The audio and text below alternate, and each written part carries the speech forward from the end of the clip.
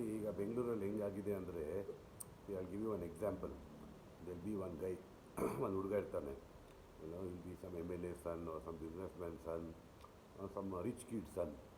ಇವನು ಏನೋ ಮಾಡ್ಕೊಂಡಿರ್ತಾನೆ, ವಿಲ್ ಬಿ ಅರೌಂಡ್ ಒಡವ 30, 35, 40 ಒಡವ.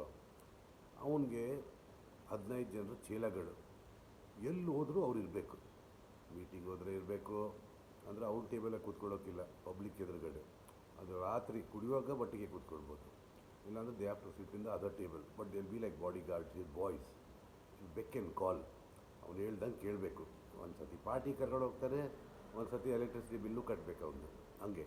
But will take care of you. Food, liquor, trip ಗಿಪ್ಪು, ಅವ್ನು ಹೇಳ್ದಂಗೆ ಕೇಳಬೇಕು. ಅವ್ನು ಅಗೇನ್ಸ್ಟ್ ಹೋದರೆ axed axed for the gang for life.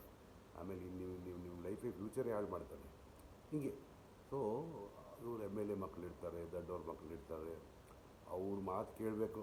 ಅವ್ನು ಕೋಟಿ ಕೋಟಿ ಕೋಟಿ ಮಾತಾಡ್ತಾನೆ, ಇವರು ಎಸ್ ಎಸ್ ಎಸ್ ಅಂತ ಹೇಳೋದು 4 ಜನರ ಎದುರುಗಡೆ.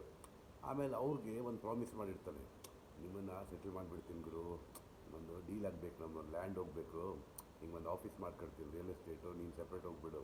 ಇನ್ನೊಬ್ಬ ಬಗ್ಗೆ ಹೇಳ್ತಾನೆ, ನೀನು ಆಟೋಮೊಬೈಲ್ ಮಾಡು, ನಾನು ದುಡ್ಡು ಹಾಕ್ತೀನಂತ. ಆ ಪಾಪ ಹುಡುಗರು ಈ ಚಿಲ್ಲರೆ ಪಿಲ್ಲೆ ದುಡ್ಡಲ್ಲಿ ಒಂದು ಬಿಯರು, ಒಂದು ಕಬಾಬ್ ತೆಕ್ಕೊಡೋಕ್ಕೆ ಅವ್ರು ಹಿಂದ್ಗಡೆ ಓಡಾಡಿ ಓಡಾಡಿ ಅವ್ರ ಮನೆ ಮಕ್ಕಳು ಹೆಂಡತಿ ಎಲ್ಲ ಬಿಟ್ಟಿರ್ತಾರೆ. ಲಾಸ್ಟಿಗೆ ಏನಾಗುತ್ತೆ, ಅವನೆಲ್ಲ ಪೊಲಿಟಿಷಿಯನ್ ಆಗ್ತಾನೆ, ಅವನು ಇನ್ನೂ ಮೇಲೆ ಹೋಗ್ತಾನೆ.